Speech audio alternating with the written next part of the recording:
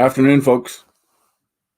And once again, I'm usually on in the evenings, but due to some of the guests as of late and the one that I'm having today and their schedule, and in this case, where he lives, he's from Sweden. Time difference, I think we're at 7 hours or 8 hours. I think it's 8 o'clock there, and so we just decided it'd be easiest if I did this at 1 o'clock in the afternoon. So here we are. It should be a fantastic show. As we all know, watching, keeping our ear to the ground on what's going on in the world, especially the Western world and Western civilization. Sweden gets into the news quite a bit. Probably not the mainstream news, but all of our other alternative news sources and individuals that we follow. And one of the people that I follow is Stefan, Sanity for Sweden. He always has really short, interesting videos that sort of addresses particular issues that are happening. Of course, issues related to immigration and migration, and just overall decisions being made based on, of course, the UN, as is the case with every Western country and government that hasn't denounced the UN and hasn't denounced their agenda. And so Sweden has really felt the impact from this agenda in the form of migration. Just their whole country is it seems like it's turning upside down. So I thought, what a good opportunity to talk to somebody that lives there and can sort of give us firsthand indication of what's going on.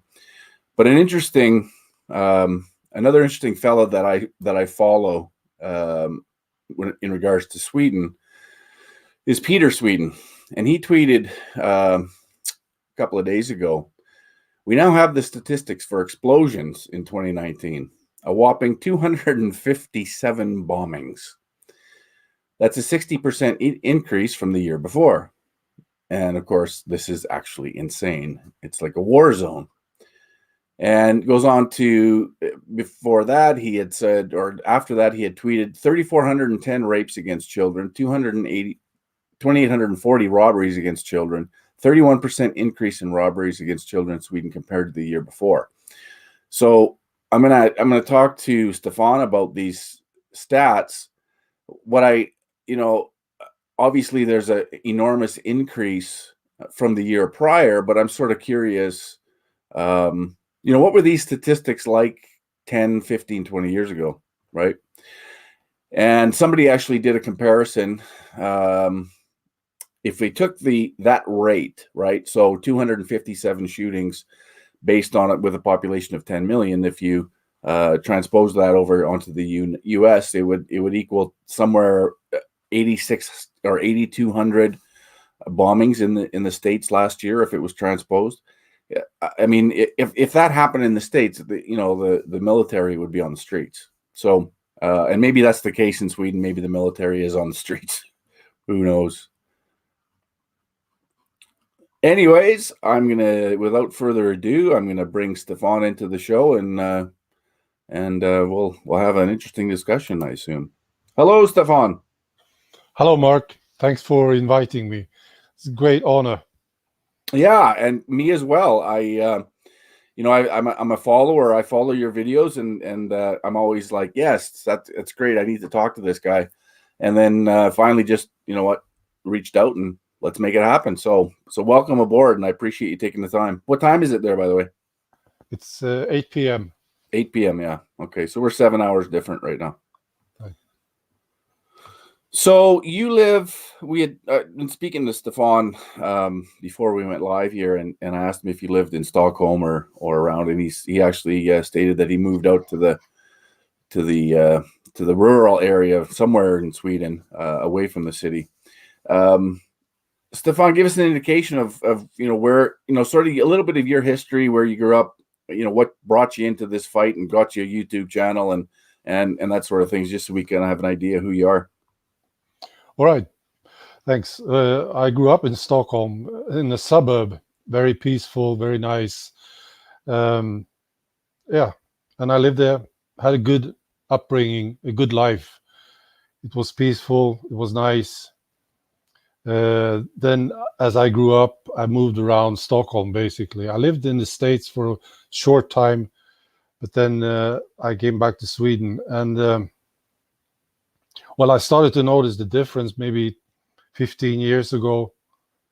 I had my own company. I was doing jobs in people's homes, fixing their awnings, their blinds. And I ran this business for 34 years. And then maybe 98, 99, there were certain areas where I used to do a lot of jobs where I just didn't feel safe anymore. So I started avoiding these areas. This was around 98.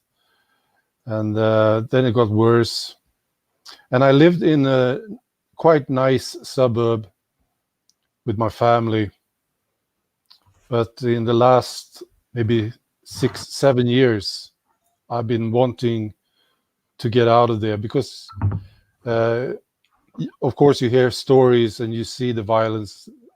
Not personally, I didn't see the violence, but you hear stories, and you could sort of feel it coming closer to you, and it's the atmosphere started to change. And what year was that? Maybe 2012, 2013. Okay. I started to notice this, and then came 2016 and the Brexit in the UK. And I was not very much involved in the discussions before this, but when Brexit happens, there were very good friends of mine living in the UK, and I could see them being involved in the discussions. And I decided to take a look, to find out what the EU is really. So that's what I did. And I went to read their website, the EU website. I started reading, and I was shocked, basically. And I started to understand what globalism is, and then came Trump, and well, I just started doing videos when I realized what the EU actually was. People need to understand what the EU is. And I did. I understood it, and I wanted to talk about it. I was angry. I was worried, and I could see how it affected Sweden, because that's where I saw the problems. And then as I started doing the videos and started doing more research, then I found out about the situation in Canada, UK, France, Netherlands, so on, and saw the similarities, and I could see the whole plan. And Sweden is, of course, part of the EU. They agreed to join the EU, did they not? Yeah. Which I find interesting as a comparison, because I know, I'm pretty sure. I mean, I would have heard, given that I'm married to a Norwegian, but I know that the same issues aren't happening in Norway as is happening in Sweden, and I believe a lot of that is to do with the fact that Norway never did agree to sign on to the UN. They were one of the few countries that didn't, and wanted to maintain, of course, their sovereignty and their culture, and I think obviously that was the right choice based on what we're seeing in Sweden. This is true. It's a very big there's a big difference between Sweden and Norway. Sweden is extra bad, you might say, because Sweden has been left-wing, run by the socialists for so long. So and they totally embraced these ideas, and the EU. They just loved the EU, you see. Well, so they wanted to be the good student in the class, you see. They wanted to show the EU that they were actually on board. So it was a terrible recipe for Sweden. Yeah, and there's no question that, the more socialist the government, the more closely aligned they are with the EU agenda and the greater UN agenda, because ultimately the UN is run by, your socialist, communist, and Islamists, which, have this weird red-green alliance. And so when you have a socialist government in power, naturally they're going to pander to that agenda and agree to all of these pacts and agreements that come out of it. Canada is no different. Obviously we have, we're fairly socialist as well. I don't think we're quite as socialist maybe as the government in Sweden, although with what the idiot that we have in power now, we're probably on par, if not exceeding that socialist bent. But generally speaking, we haven't been quite as socialist. But with this, at the end of the day, even our establishment in Canada, like our Conservative Party, the long-standing opposition to a liberal government, and every so often the Conservative Party would get power, but because of this UN and its agenda, our whole establishment has been moved to the left and moved to a more socialist ideology, simply because when you agree to this greater UN agenda, which is socialism on a global scale, it's natural for all of these parties then to be dragged to the left. And so I'm actually part of a party called the People's Party that was created, about a year ago, actually, almost to the day. And we're actually the opposition to what's happening and to globalism and to the UN agenda, and all of these things are impacting us so greatly. So I understand that's the case in Sweden as well. Is there not they call it a right wing, but I'd like to prefer it as a populist party. Is there that option made available now in Sweden? I understand it is. Yeah, we have been fortunate in Sweden. We had this populist nationalist party started many years ago, and they sort of struggled very much in the beginning. They finally made it into the parliament a long time ago, and we are fortunate to have this party because we have something to vote for. You see, I understand this is a bit of a problem in Canada because the PPC, that's right, PPC. That's right. With Max. Yeah, with Bernie. Yeah, right. Yeah, because it's new. You see, in Sweden, we noticed, and I've seen this also in other countries, that all the parties were basically globalist. So it didn't really matter if you voted for the Conservatives, because we did vote the Conservatives in. And they are so-called conservatives. They are not. But they were supposed to be conservatives. But they were the ones who actually opened the borders to Sweden. And it's the story mirrors what's happening in Canada. It was actually the Conservative Party that signed on to the UN Sustainable Development Agenda in 2015, the one that ended with transforming our world. So it was that government actually that signed on 1 month before we had an election, and the government changed, leaving the door wide open for the Liberals then to carry on with the agenda. And of course, one of those agenda items is migration and immigration, right? Fantastic! It's fantastic. Yeah. This plan was foolproof. They got all the politicians on board, and it didn't matter if you were left or right. The globalists just took them all, and they all agreed. And it was meant to be a foolproof plan, I think. Now, we were lucky to have this party who was different, because they got into the parliament early. So people had some party to actually vote for that were not globalists. They were nationalists. And now we see them, the Nationalist Party, Sweden Democrats, being the biggest party here in Sweden for the first time. This just happened months ago. So this is, I think, what every country needs. We see it also in Italy, where they actually have a proper nationalist, great politician to vote for. Salvini. Yeah. Well, I think we see this happening, this nationalist populist movement happening throughout Western countries, obviously as a response to this globalist agenda.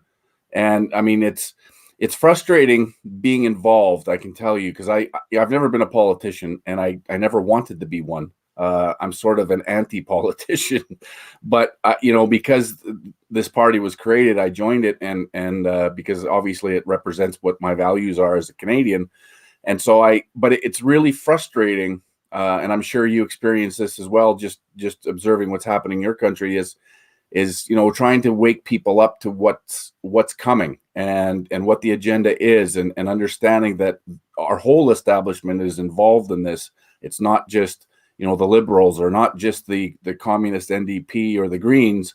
It's the whole establishment has agreed to this, and so it's really frustrating to try and wake people up, because they're pretty set in their ways. They're pretty stuck in the old system of blue or red, and to get them out of that and thinking less about left right and more about nationalism versus globalism. So at the end of the day, I'm starting to realize and understand that as much as I try to educate and that I try to inform people, and I mean, it's working and it's helping, but it's quite slow. The biggest, most dramatic change we'll see in the populace in Canada is a natural response to the effects and consequences of globalist policies. And they're ramping them up really hard and fast now, because obviously they have all of these goals and targets they want to meet by 2030.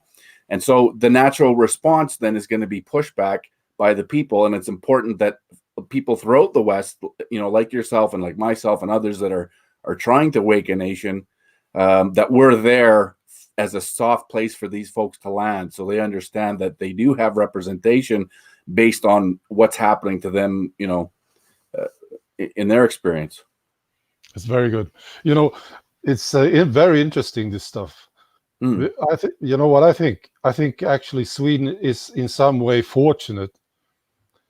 It's very bad in Sweden. You mentioned it, 257 bombings last year, and all the raping and stuff.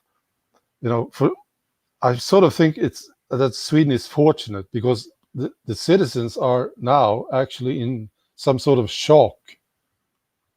They have been betrayed by the conservatives, so-called conservatives. They have been betrayed by the socialists and the Greens.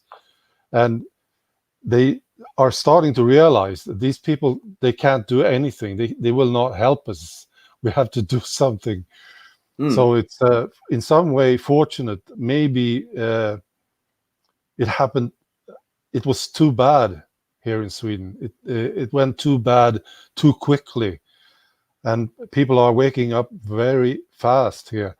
So and that's that's it. And I've done some speeches at some rallies, and when I first started doing it, I kept opening my speeches by saying I have to thank Justin Trudeau, because he's inspired me to actually get off my couch, lit a fire under my ass to actually fight for my country. And it's obviously because of his policies. So it's sort of an irony, and I get it, and it's odd for me to say that, but I have to be honest. If it wasn't for him pushing all of these policies, and of course understanding where it was coming from, but I mean, the fact of the matter is he's what's going to wake a nation. These policies and all of the consequences is what's going to wake everybody up. So I completely understand when you say, Sweden is kind of lucky because it's all happening so fast and so many terrible things are happening, which is, an odd thing to say, but I completely understand. Very good. Yeah, Justin Trudeau. Yeah, he's a funny guy. Yeah. Yeah. I mean, I can tell you that not too many people in Canada are laughing right now. Yeah. I think I named him the corniest leader in the Western societies. He's corny. It's very strange. Maybe it's a good thing.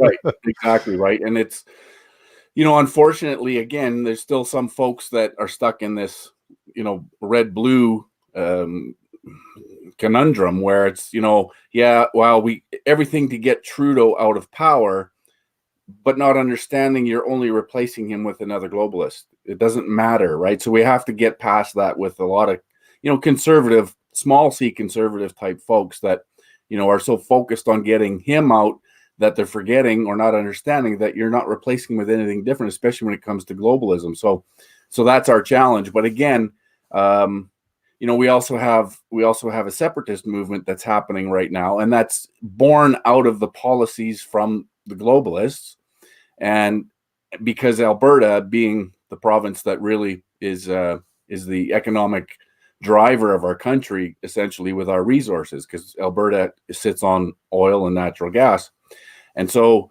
because they've been so, and Saskatchewan to a lesser degree, the province I live in, we have oil and gas as well, but just not to the level that Alberta does. So of course we've been feeling abused out here in the West for a very long time, since actually Trudeau's dad came into power back in the 70s, and we've been really thoroughly abused by our government. And then now when you add on the carbon taxes, the attack on the energy industry, the attack on pipelines and oil tankers and all of these things, that's killing our resources in an industry that essentially funds the rest of the country in large part. It's now created this separation movement, and I think it's a good thing. I think it's healthy. That's not where I want to see my country go. I'd like us to stay together, of course, but this is part of the process. Just like you had mentioned, Italy with Salvini, the League and his party, they started as a separatist movement too. But as it turned out, everyone, liked the policies of that, that nationalist policies that the separatist party was pushing. He ended up, of course, creating a national party, and now he's in government. And so that's, it's part of the process, I think. And we're going through that right now. And at the end of the day, Stefan, we haven't even been hit as hard as European countries have, especially when it comes to migration. So talk a little bit about that, Stefan, about how this migration has hurt Sweden, and what's it like on the ground in Sweden? And is it true? Are there no-go zones in Sweden? And is it as bad as some media reports, or is it, as other media reports, people are overblowing it? What's the reality? Well, there are some exaggerations, I think, on alternative media sometimes, but it's more or less true. It's in some ways worse than you think. It is. It is really, really bad. Like I mentioned, I was working with my company, and some of these areas, they are so dangerous. The police won't go there unless they have an escort. The fire brigade, they won't go there unless they have an escort. So they are basically taken over, some of them. There's a lot of these areas. Some are worse, some are better, of course, but yeah, it is really bad. And, it's pissing me off. It's pissing a lot of people off that parts of Sweden are no longer Sweden, you might say. Well, where law and order, Swedish law doesn't exist. And the authorities and the politicians, they will lie about this. Yeah, they will. You remember Donald Trump when he did his speech about Sweden? Right. He said, "Look at Sweden," right? The outrage from Swedish politicians was amazing, and they actually started a campaign. They contacted the American press, Washington Post, for instance, to debunk Trump, telling him that, telling the Americans that this is not true at all. Now, today, nobody argues with Donald Trump. Nobody, not even in Sweden, not even the politicians, will argue with Donald Trump about this, that we have problems that we never thought possible, because we never thought it was possible, but now we have the problems. Yeah. And it's really sad, looking from the outside. I mean, of course, we have our own issues here in Canada, and it's extremely sad. But looking at other countries, particularly Sweden, who has this, very long history, this, really special identity and culture that, sort of is a leader in the world, or was looked upon as a leader in the world, and this sort of almost utopia is what it was sort of framed as. I'm not sure if it was quite that, but it's just dramatically changing to the point where Swedes like yourself, I guess at some points don't even think they're Swedish anymore. They're wondering what the hell is happening, and so it must be incredibly sad. It is sad. Now, this old Sweden, you might call it, it's still here. That's the thing. Yeah. That culture still exists, of course, with all these people growing up here, with all these generations behind it. It's still here. It's just that we have another culture, or many other cultures now, also, and they are also here. And some of these cultures grow crime and violence, and so it's like two different countries basically now. Well, and it's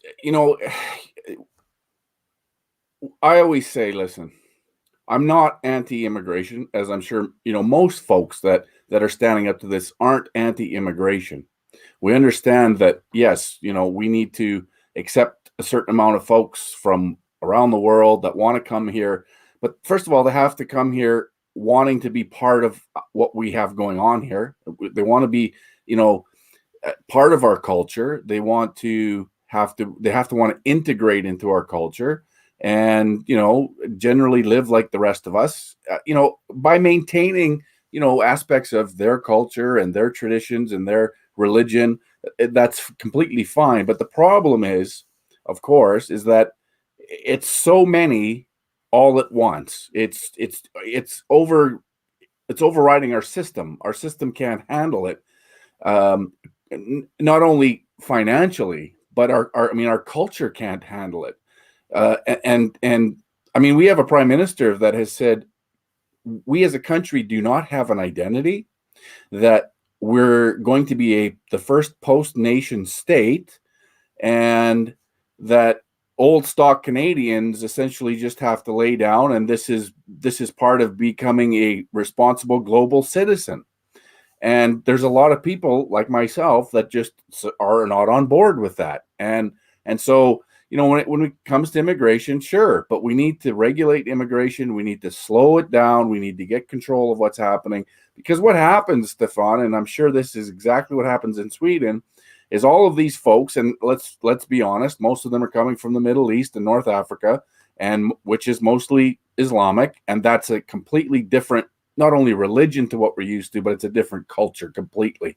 And what happens is we take so many of these people from the same region or the same, ideology or religion or culture, and they all end up going to these enclaves or ghettos or, these towns where they're then controlled by the Islamists that are already in place here. So they're being used, their own people are being used to forward this agenda, and they're all living in, the same place, so that the chance of any positive or healthy integration is almost impossible.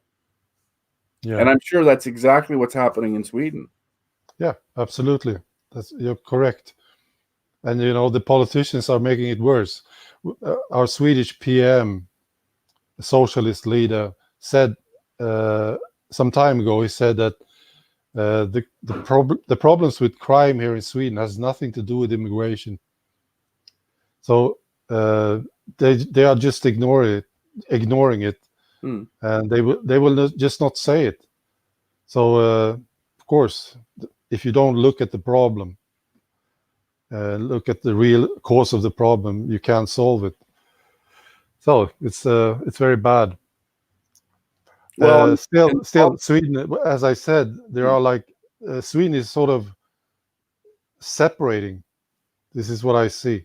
You have these big cities, the suburbs, and then you have the rural areas, places where I live, and you see the separation going on, and I don't know what's going to happen here.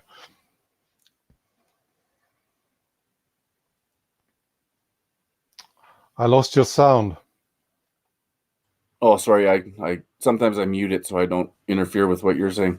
But the same thing is happening in Canada, just on a larger scale, because our country is so geographically large that unity is tough because every region has its own sort of subculture. It has its own economics. It has its own, so that's tough in itself. But then when you flood our country with immigration and migrants and refugees, and they're sent to these particular places, predominantly so far out east, then it affects how the vote works. Like the liberals, well, I guess the conservatives would try to do this, but the liberals sort of have the monopoly on the immigrant vote, because what happens is the immigrants come, they live in these areas that are controlled by the Islamists, and they're directed on who to vote for and who's going to benefit their agenda most. And so what's happened is now you've not only is Eastern Canada, or has been predominantly liberal voters historically, but now you've bolstered that with all of this immigration. So they've essentially got to the point where they, with the population the way it is in Canada, most of the elections are already decided before the votes are even counted out west. So we have this division that's being created, and it has been for a long time, but it's been exacerbated to the point now that we have this separation movement, because it's just, we're not being represented in the West, and the East is pandering to this agenda, this immigration agenda.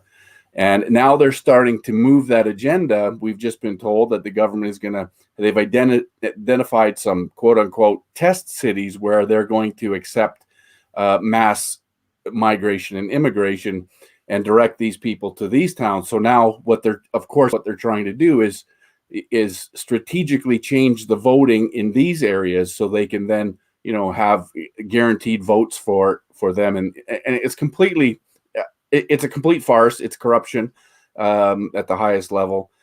And Wow. we're in a lot of trouble here in Canada. I see some positive signs, though. Yeah.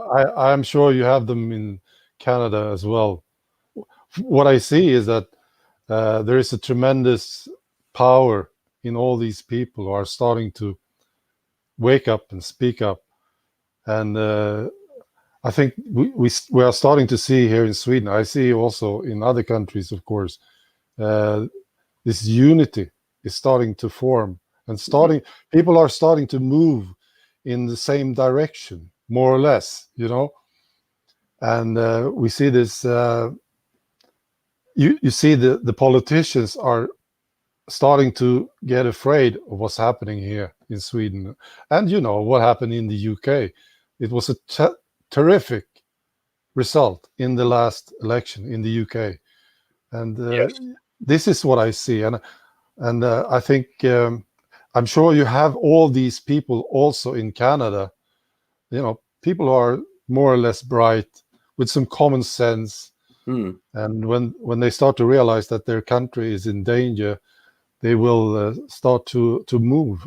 I think it's just a matter of telling people what's going on, exposing the globalists, letting people know what's happening, and people will, and they do, wake up and start to act. Stefan, I'm so happy that you said that, because I'm continually, when I go live, I continually, as terrible as things have gotten and will continue to get, I'm seeing it happening in Canada. We're behind you guys, right? Like, you guys have had this impact longer than we have, where your folks are starting to wake up, and there's starting to become more unity and people going in the same direction.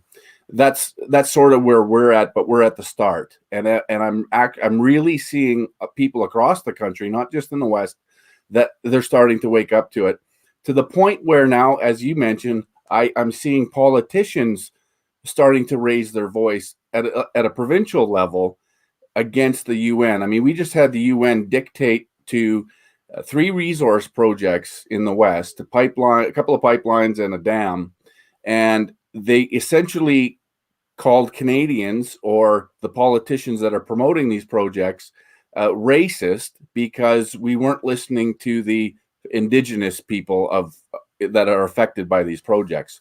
When the reality is that there's 20 bands along these projects, Indian bands, that every single one of these bands, all 20 of them, have agreed to these projects because they know it's prosperity for their people as well. But the UN comes in and sticks their nose in because they listen to one particular group of people that is funded by Soros and funded by the Tides Foundation and Rockefeller Group to protest these pipelines. The UN listens to that individual and then comes and makes a statement that Canada is racist because we're not listening to our Indigenous. And that's, so this all that inspired a politician to wake up, get off their ass, and actually represent the people they're supposed to be representing. And they denounced that. So there's actually been two politicians. I interviewed one of them last night, Ellis Ross, who's a provincial politician in British Columbia. And that's exactly what he did as well. In fact, he put up a video denouncing UN interference and what the hell are we doing being dictated by an unelected foreign body, right? So I'm seeing it, and I'm hopeful. So I echo what you're saying, and I'm so glad you said it, that you still, even though you've seen your country, deteriorate greatly in the last few years, you're still hopeful that the people will come together and take it back. Oh, that's fantastic. Yeah, I see it. The change. I just compare what it was like, just the debate, debates on, sorry, television. You watch debates. The debates today are totally different from what they were a year ago or 2 years ago. It was 2 years ago here in Sweden. It was almost impossible to just have a question about immigration. You would be immediately labeled a racist. And now this is changed. You can actually talk about it, and you hear people talk about it. People here are waking up, and I just love it to see this happening. Yeah, and I can hear your voice, and I want to be there. I want to be where you're at, because I'll tell you a little story that happened with us with the PPC, the only nationalist populist party that recognizes these issues. Once the campaign started in this last election here in the fall, the Conservative Party hired a liberal hatchet man to run a smear campaign against our party and our leader, of course, calling us racist, calling us bigots and Islamophobes and all of these other taglines they like to use, simply because we said we stood against mass immigration, right? So it was an effective campaign. It was the only thing that really stuck in the media when they wanted to talk about us, if they ever talked about us. I mean, the media completely blacked us out, unless it was something negative. So that's exactly what we're going through. But we're going to bust through, because ultimately, as you said, that the populace may be sleeping. They're not stupid, but they're sleeping and they're snoozy. So they're going to get there, because generally people think common sense. Brilliant. I love it.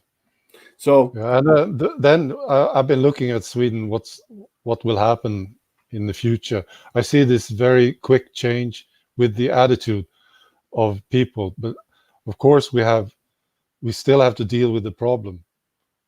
So this will be a long time. It'll be a lot of work, of course.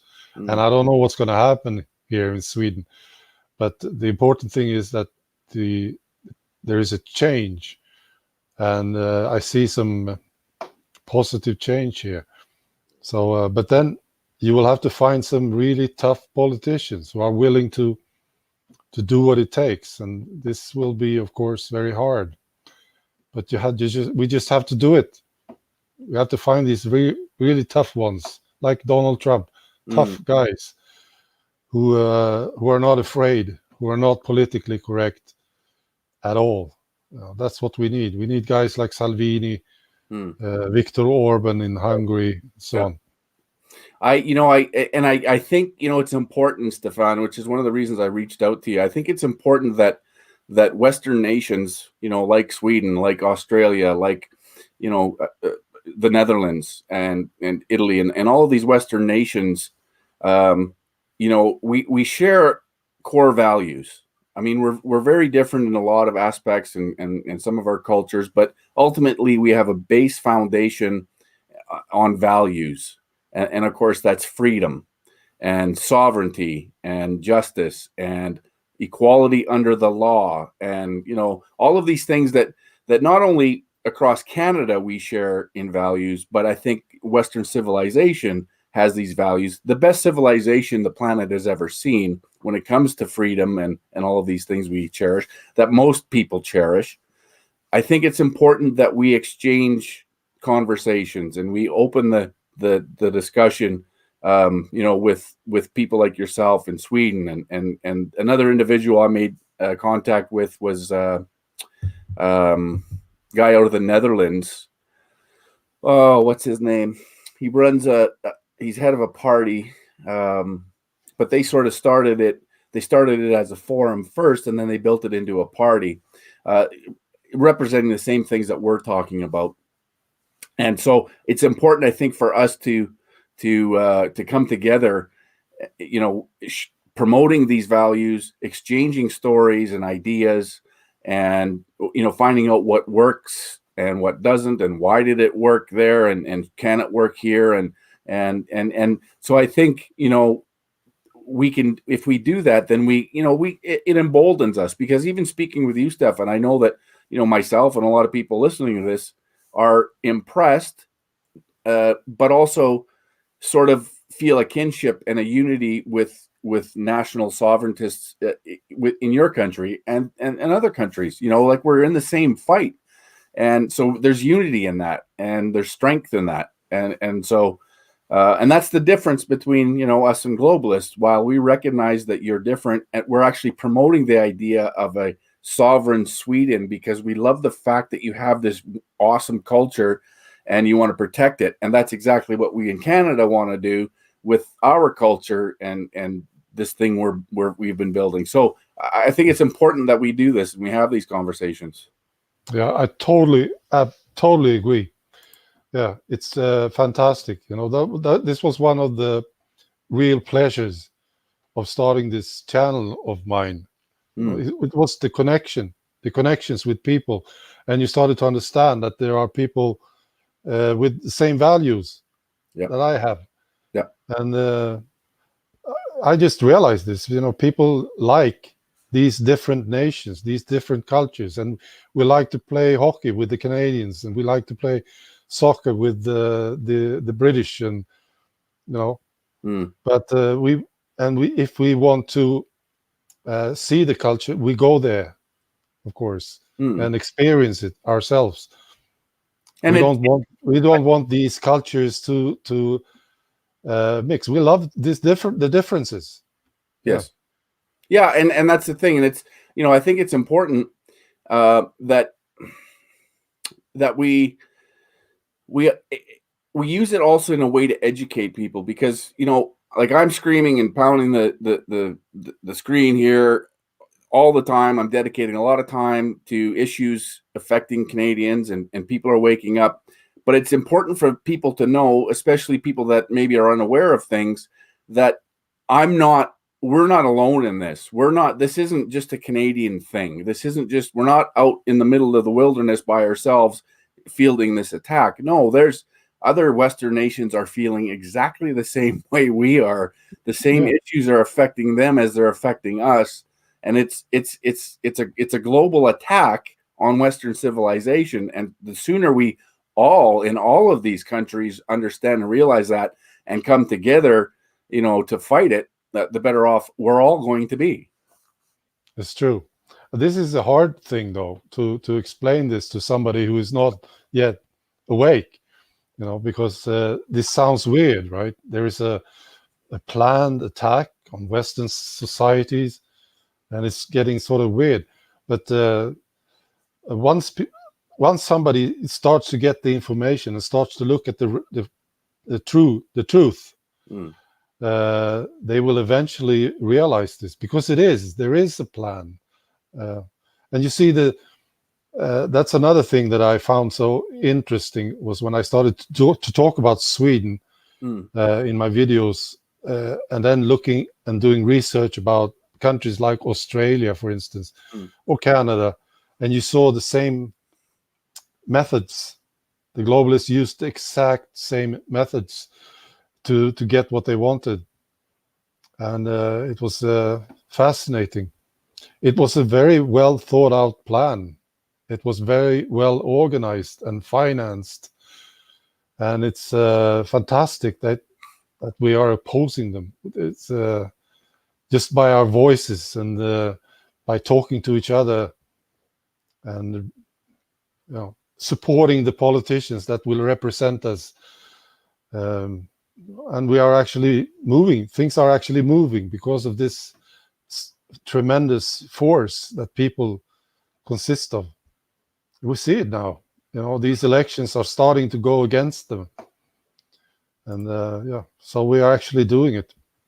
We don't have any money. We don't have any. We don't have the United Nations or the EU. We don't have any big organizations. Just people talking. It's fantastic. Absolutely. Trump couldn't have happened unless it was for the people supporting him. These very strong guys, they can't do a thing without the support. So it starts with the people every time. Well, and you mentioned somebody just commented here, Gary. No, it wasn't. It's not Geert Welders that I was referencing. It was a guy by the name of Thierry Baudet. He's a Netherlands politician who's now they've got their foot in Parliament in the Netherlands, which is extremely important because now they have a voice and they're 100% on the same path and talking about the same things that we are. So wanted to clear that up. But it's interesting, when you talk about their plan and how long it's been in development, and it really has been, it's sort of if you look at the Fabian communists, they always said that their plan was to be sort of incremental and sort of a drip, drip, drip, so the people don't notice and they're not overwhelmed, and they'll accept these changes incrementally, sort of under the radar. And that's sort of what this plan has been since the late 60s. I mean, the UN Sustainable Development Agenda, which is the head of the snake to all of these things, including immigration and migration. I mean, it started in the late 60s, and, it's slowly been created and funded by our tax dollars and yours and throughout the West.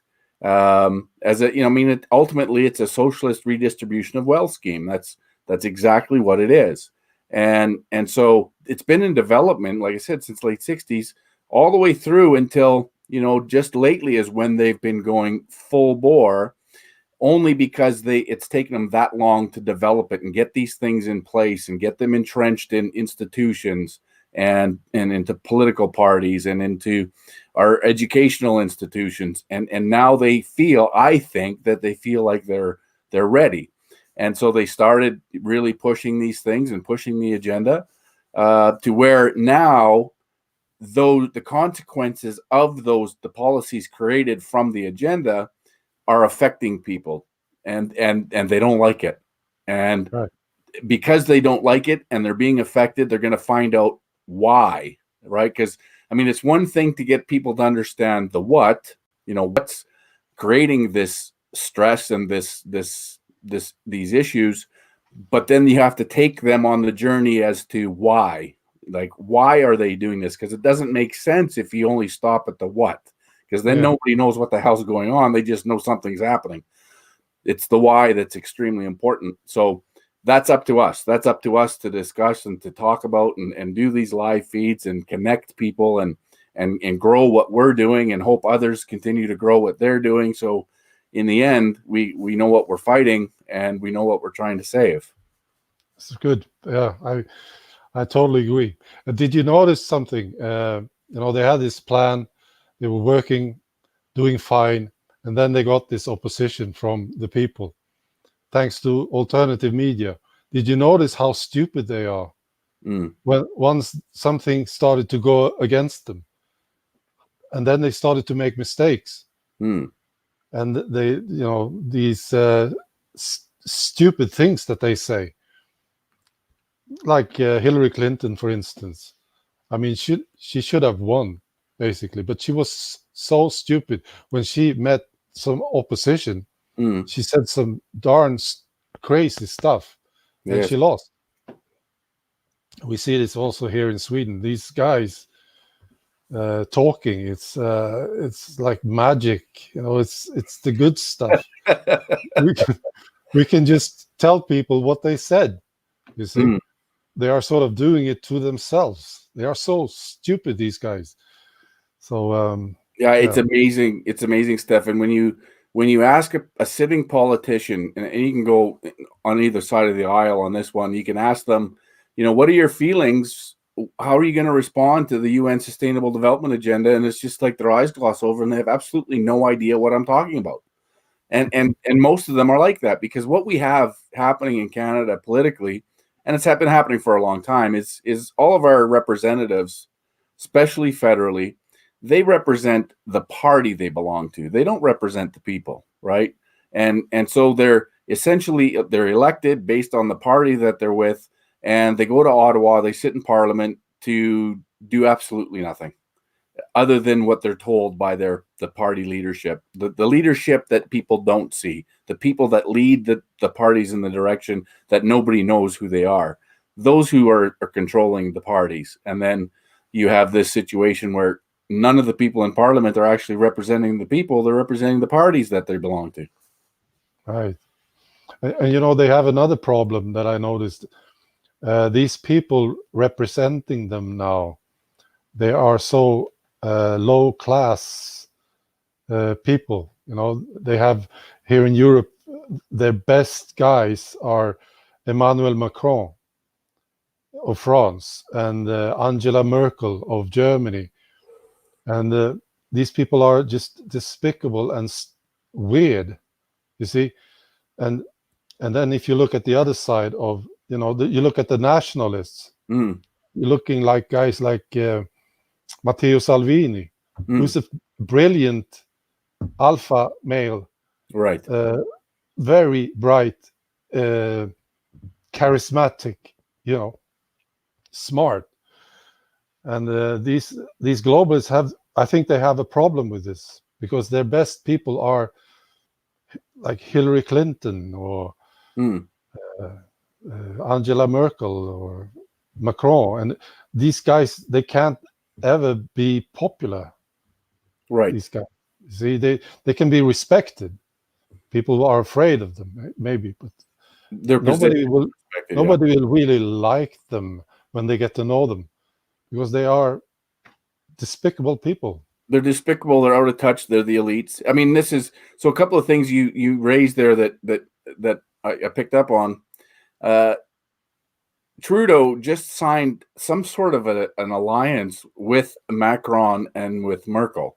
So now it's the Three Stooges, right? You have Trudeau, Macron, and Merkel. Like they're going to be the last three standing as far as Western civilized countries hanging on to the UN and doing the bidding for the UN. There's no question in my mind that that's what that's all about.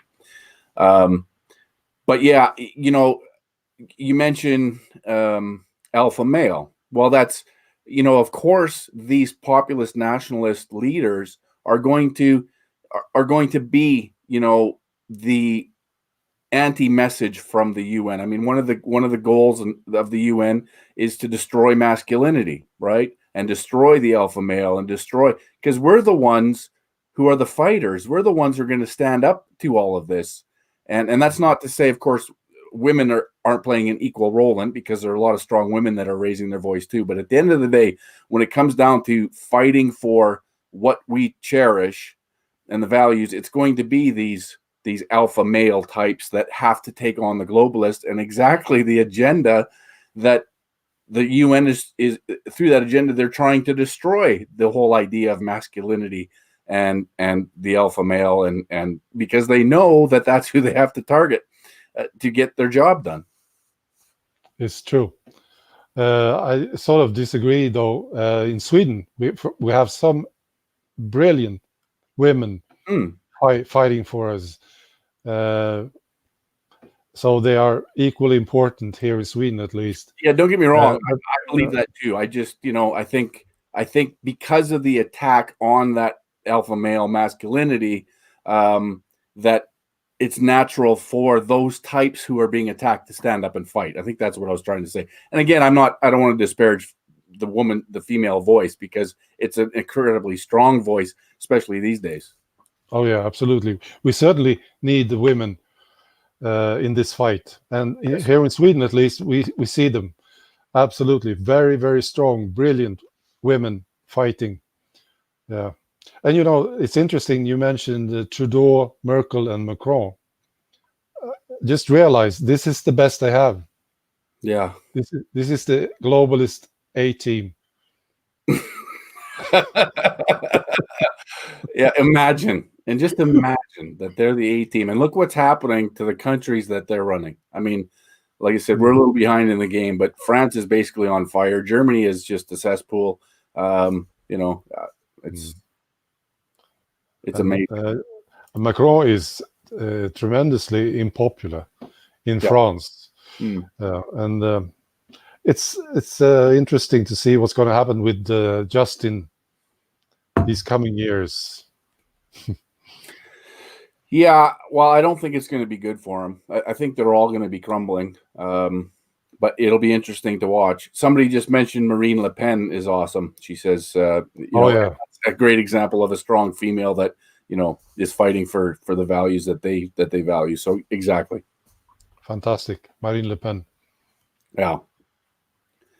So we've been about the hour mark here, Stefan. I love the discussion. I'd like to do this again. I like to keep my videos around an hour, just so they're easily shareable and people can sit down and it's just an hour and they can watch. If it gets longer than that, then it tends to be like, oh my gosh, it's 2 hours. I don't have that kind of time. So I like to keep them around that hour mark. But yeah, I'd love to have you on again to have another discussion. And if you ever want to do the reverse and host me on your channel, I'd more than be happy to do that. I totally enjoy this. It was great talking to you. Yeah. Somebody said to me the other day on my comment section that we have the same blood type. Yeah, that is like, I think it's an expression from the Netherlands. This guy was from the Netherlands. Okay. Yeah, it was great talking to you, Mark. Yeah. Fantastic. So I'll be very happy to talk again, of course. I totally enjoyed it. 1 hour, it felt like 15 minutes. Yeah, exactly. And that's the way it goes, So yeah, we'll do it again for sure. And I appreciate you taking the time. And you know what? We nationalist populists are uniting not only within our countries, but among our countries. So that's fantastic. It is. So all right, have a good night. Day, my friend. And we'll chat as well, I'm sure, in the very near future. Very good, Mark. Nice talking to you. You too. Bye. Bye now.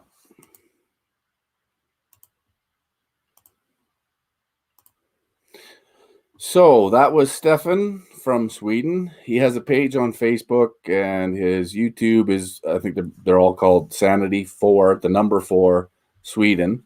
Check him out, follow him. He's always got cool little videos he puts up, from a Swedish perspective. Great guy. So, another example. I'm hoping to do this with folks throughout the West. So I got to try to find some more people. Maybe in Norway that'll be easier to find because I know people there. But maybe from the Netherlands, maybe from Austria, and maybe from Italy and Australia, and so I'm hopeful that I'll be able to do that. So stay tuned. Thanks, Rhonda. Rhonda says your show just keeps getting better and better. Well, it's about the guests. Like I can go on here and ramble for 4 hours on things, but that gets old. And who wants to look at my mug and listen to this voice over and over again? So I think guests are incredibly important, and that's who's gonna get more eyeballs and help us get the word out. So for me, it's all about the guests I bring on. Can you get cross the Rubicon on? Yes, actually, I've reached out once just on YouTube comment section, so I'm not sure if they got that or not. But yes, that's definitely one that's in my sights for sure.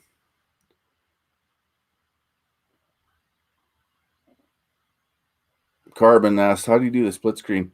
It's the platform that I use, which is StreamYard, and it allows for split screen. And so depending on what you're using, if it's a laptop, or I think that's probably the only way you could do it. You just go to your settings and you can split the screen there. Or what I've done is I've actually split it between my laptop and my TV. So I've connected my TV to the laptop, and my split screen can go that way. But it's through this platform, StreamYard. For me, it's really easy to use, really intuitive platform, and it's getting better as it gets better. So give that a shot. Donnie says, get a platform where you can bring more than. Where did you go? Where did you go, Donnie?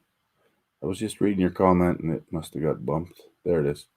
Get a platform where you can bring more than one at a time from around the world. Yeah, this one allow me, I think, up to 4 additional guests. So, in that sense, though, I think it's important that we go one-on-one with people from different countries, especially if there's a language issue. Some people aren't as good with English as Stefan is.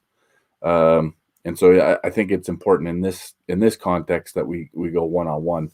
But at some point, maybe after we've done these individual interviews, then we could bring them together for like a round table from different countries. That would be interesting. But I think initially we want to do it one-on-one. But who knows? We'll keep building, and we'll keep adding the content. And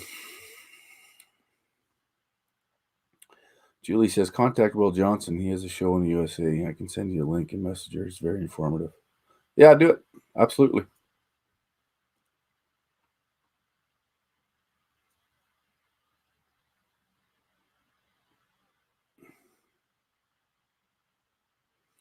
Gary says, you and Rebo of Sunday Long Live Radio should get together for a chat. Yeah, send me a link, Gary, and I'll check it out.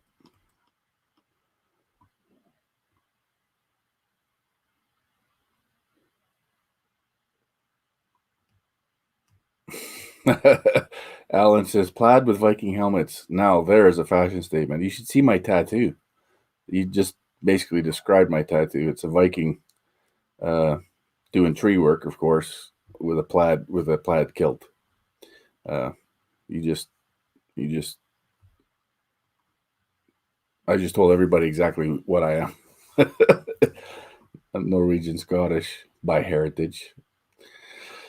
Yeah, Peter Downing's interview should be great. I'm really looking forward to that one. That's, for those who don't know, that's tomorrow, same time, 1:00. Just scheduling issues. Evening's not as good for Peter. He's not as available. So tomorrow, 1:00, we'll be talking to Peter Downing from Wexit. Should be an interesting discussion. Lots of questions. Hopefully he can answer. Yeah, I'm looking forward to it.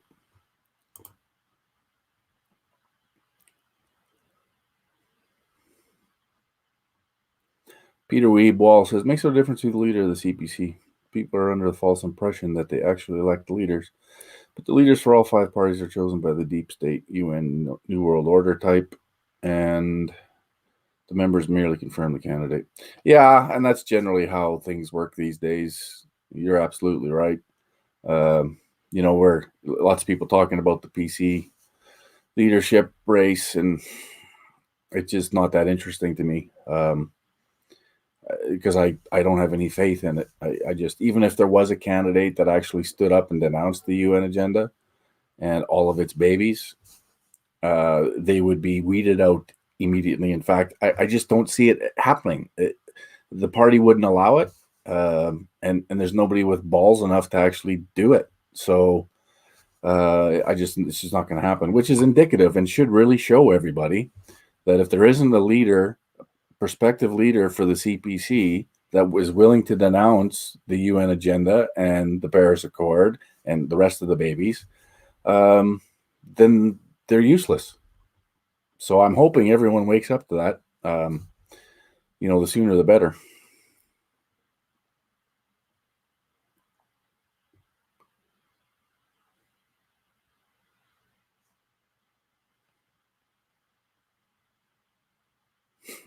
Viking explorer. Shit, 70% of my body is Viking tattoos. I've managed to stave off that addiction. Although I have lots of tattoos in my mind, I just I haven't gone that far yet, but we'll see. Anyways, guys, this I want to keep this video at an hour, so it's a little hour and 5 minutes. So I'm going to shut her down and let it upload and do its thing. So thanks for joining. Remember to share it. Whatever, share it to your groups, watch parties, all those things on Facebook. I greatly appreciate it. If you haven't, subscribe to my YouTube. All those good things. Anyways, thanks, guys. Have a good day. We'll see you, if not later tonight, then tomorrow for the interview with Peter Downing. Ciao for now.